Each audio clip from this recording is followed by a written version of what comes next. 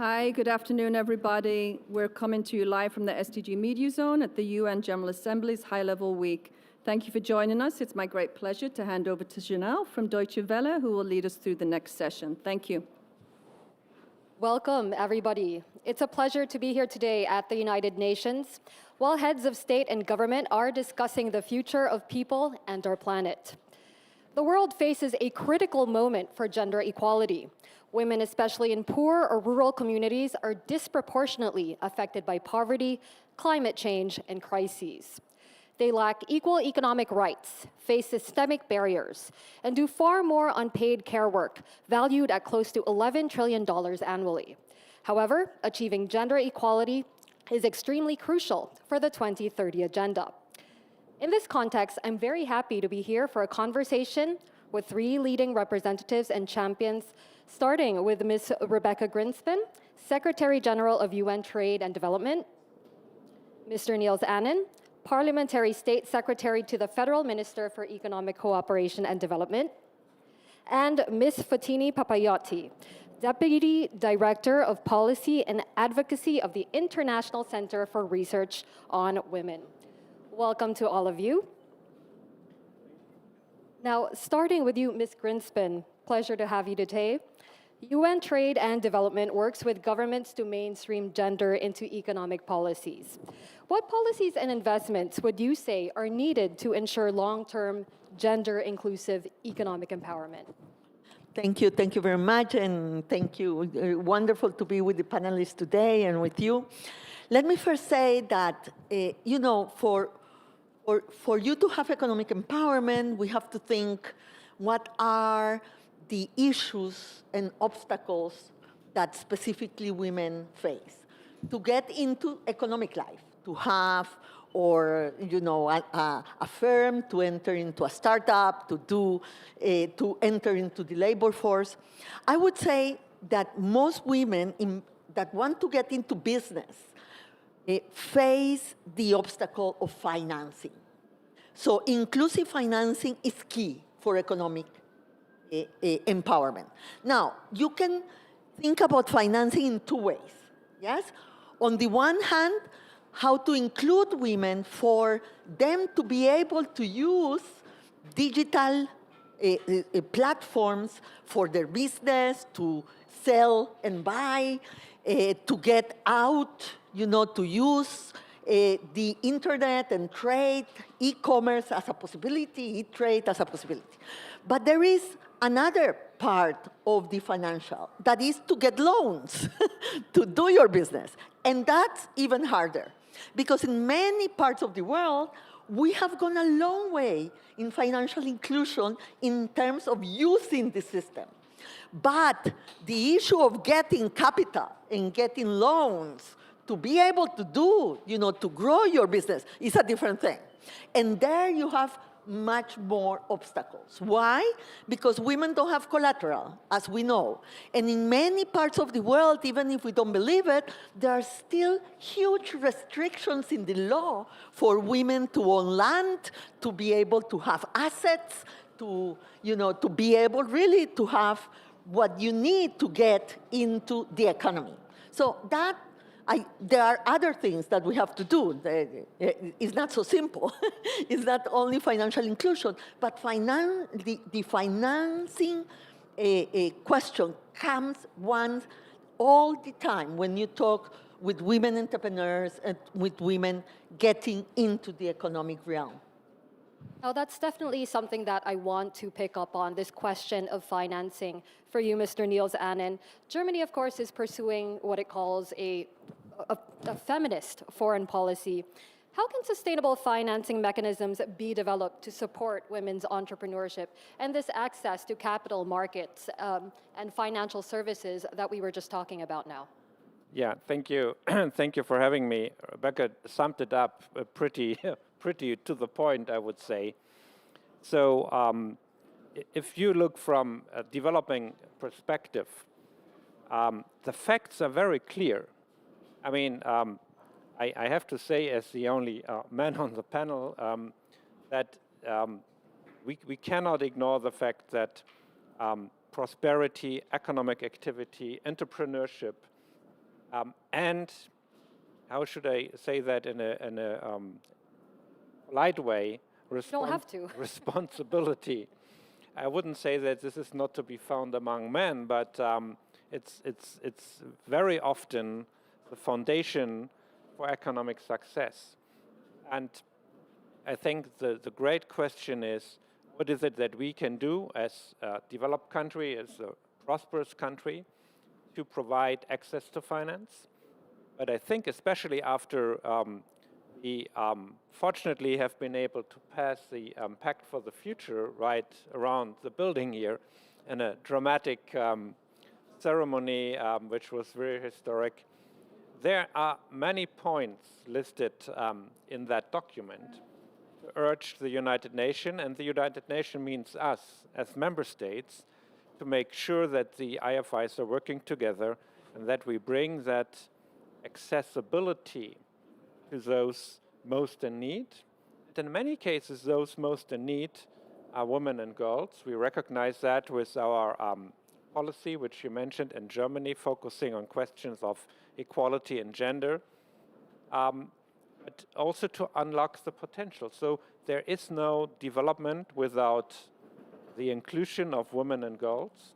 But there's also no development without the necessary access to finance. And I do think there's so many great examples that I hope the Pact of the Future and the summit here will also send a message of encouragement to those that we want to target with the instruments at hand. And you also pointed out, of course, the role and responsibility of men in advancing this vision of economic empowerment for women. Now, Fotini Papayotti, I'd like to turn to you. You have extensive experience, of course, in research and analysis, providing strategic guidance to governments and organizations on global gender architecture. From your point of view, what are some key systemic barriers to women's economic empowerment? We talked about access to finance, but of course you can elaborate a bit more.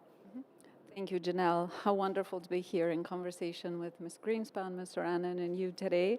I think that the challenge of achieving gender equality and economic justice for women and girls can often feel daunting.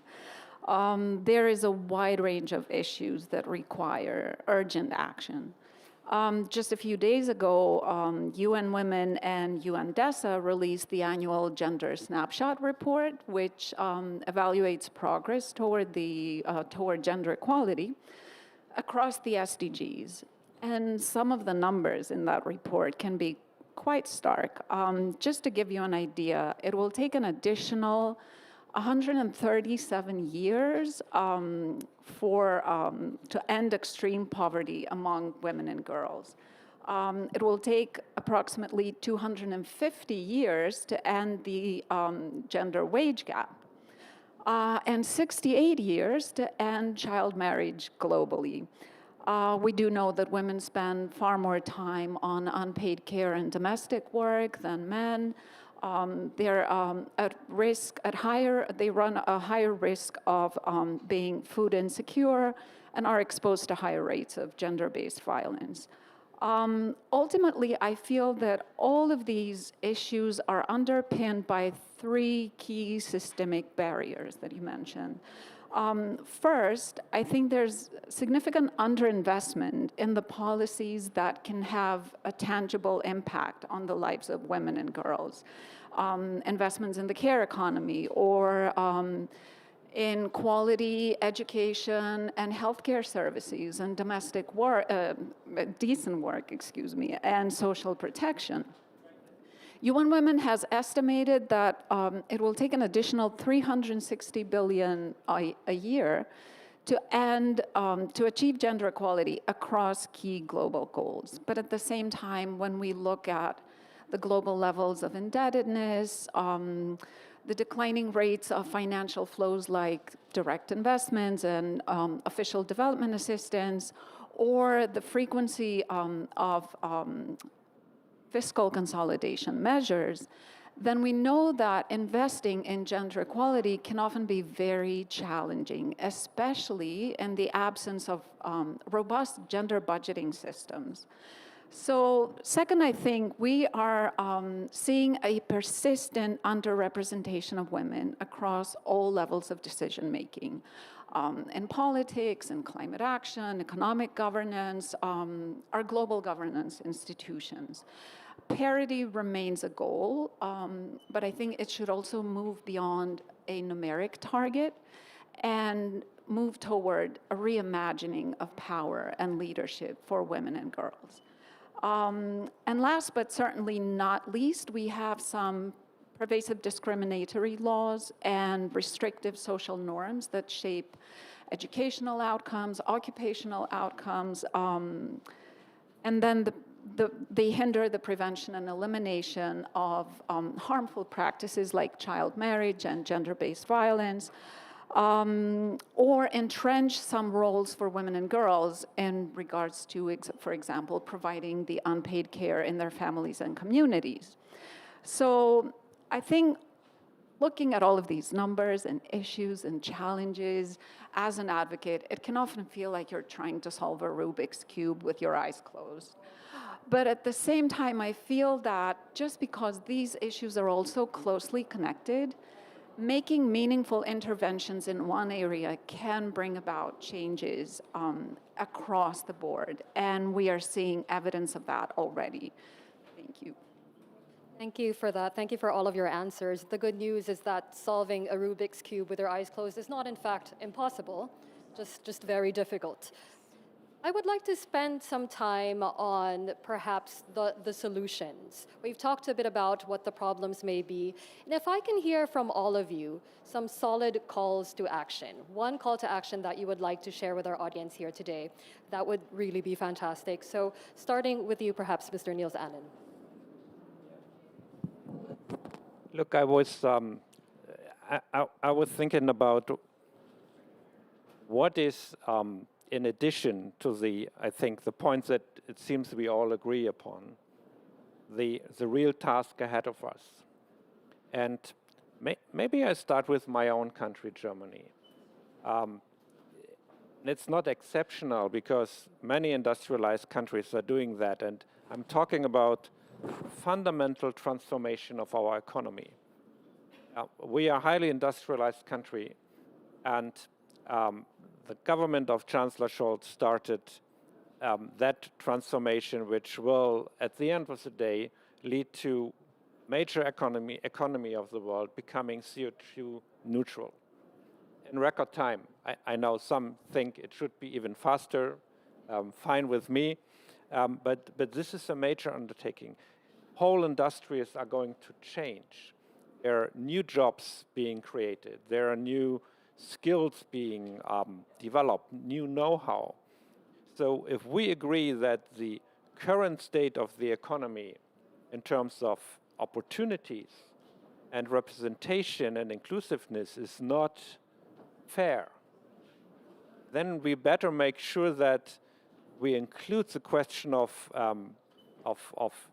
opportunity and equality, especially opportunities for women and girls, into that transformation agenda.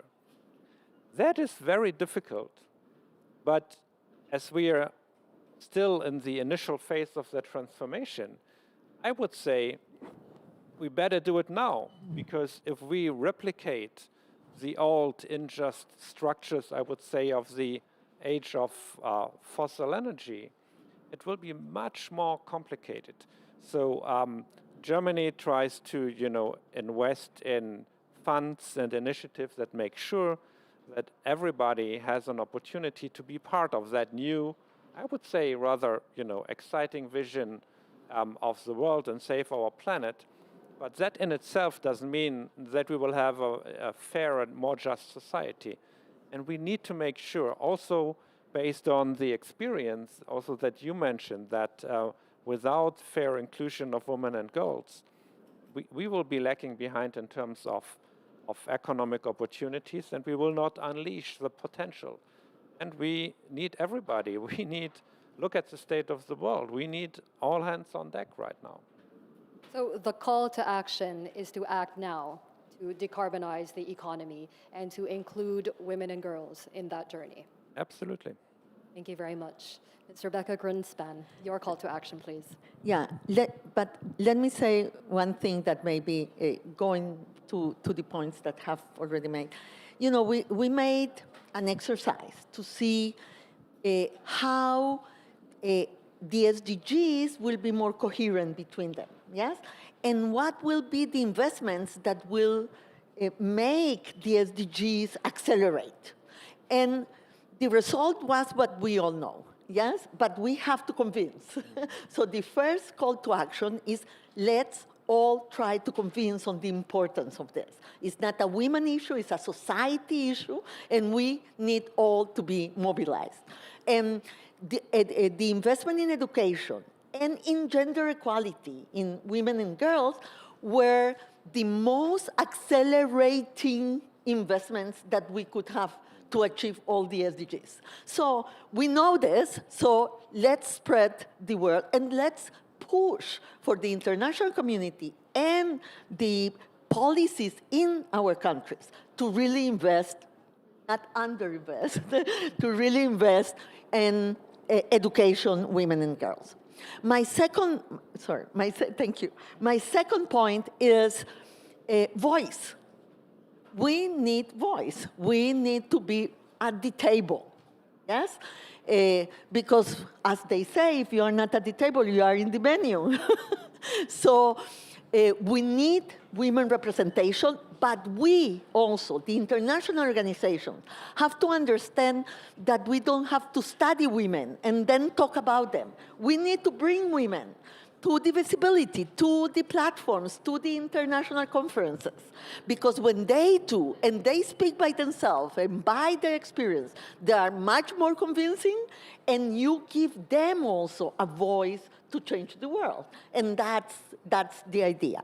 And my third point is, you know, you have not only to educate women, but to train women for the next frontier of technology and education. We are underrepresented, yes, in STEM. We know that, so an effort has to be made there. We need to give women more digital skills.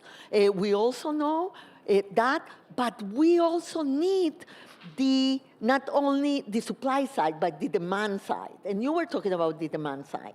Now, we need the transition to renewable energy. The energy transition is a huge opportunity. You know, women are represented only 20% in oil and gas, in the oil and gas workforce, and more than 35% in renewable energy and in green technologies. So planning, when we plan about this huge transformation, let's think about including women from the beginning, because these digital and green are two very big opportunities for women. So 3 calls to action. So the first one was to make sure that we are able to convince everybody of the importance of this mission of advancing gender equality. The second one was to make sure that women have a seat at the table, that women are not merely being talked about, but are also talking. And the third one is to prepare women for this next frontier of digital and decarbonization, the digital revolution and the decarbonization revolution. Thank you very much. And finally, Fotini Papayoti, your call to action. Thank you. I will just add to what has already been said. Invest. Invest in policies at the national level, but also invest in gender equality and women's rights organizations at the national and global level. We know that feminist movements and women's rights organizations do the work with very little, and they could achieve so much more if meaningful investments were made in their work. Thank you. Invest on all levels towards the advancement of the economic empowerment of women. Thank you very much for all your insights today, Niels Annan, Rebecca Greenspan, and Fotini Papayoti. Thank you very much. Thank you. Thank you.